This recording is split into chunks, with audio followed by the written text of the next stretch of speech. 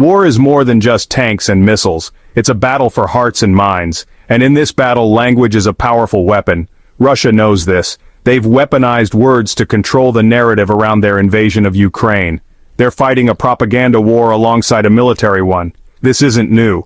Governments have always used language to shape public opinion during wartime. What's different now is the speed and reach of information. With social media, propaganda can spread like wildfire. This isn't just about words, it's about the stories those words create. It's about shaping how people see the world. And in the case of Russia's war in Ukraine, it's about distorting reality and justifying the unjustifiable.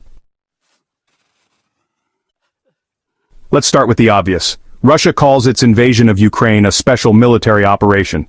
This is Orwellian doublespeak at its finest. Imagine calling a hurricane a bit of wind, or a 5-alarm fire a controlled burn. That's essentially what Russia is doing. Why use such sanitized language? Because war is a loaded word. It evokes images of death, destruction, and displacement. It forces people to confront the brutal reality of what's happening, and that's exactly what Putin wants to avoid.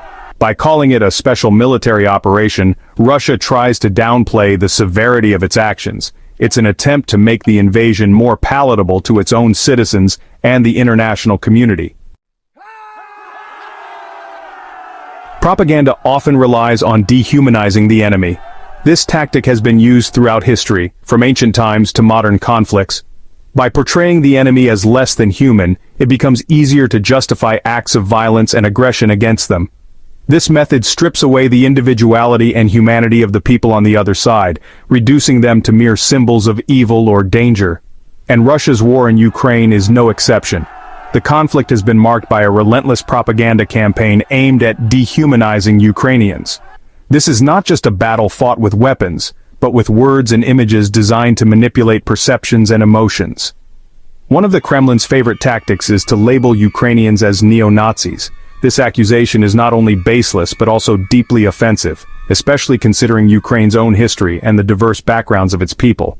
The use of such inflammatory labels is intended to evoke strong emotional reactions and justify aggressive actions.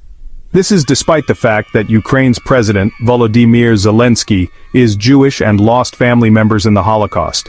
The irony is stark and highlights the absurdity of the propaganda. Zelensky's heritage and personal history stand in direct contradiction to the Kremlin's narrative. This narrative plays on historical fears and prejudices. By invoking the specter of Nazism, the propaganda seeks to tap into deep-seated anxieties and historical traumas. It's a calculated move to manipulate public opinion and rally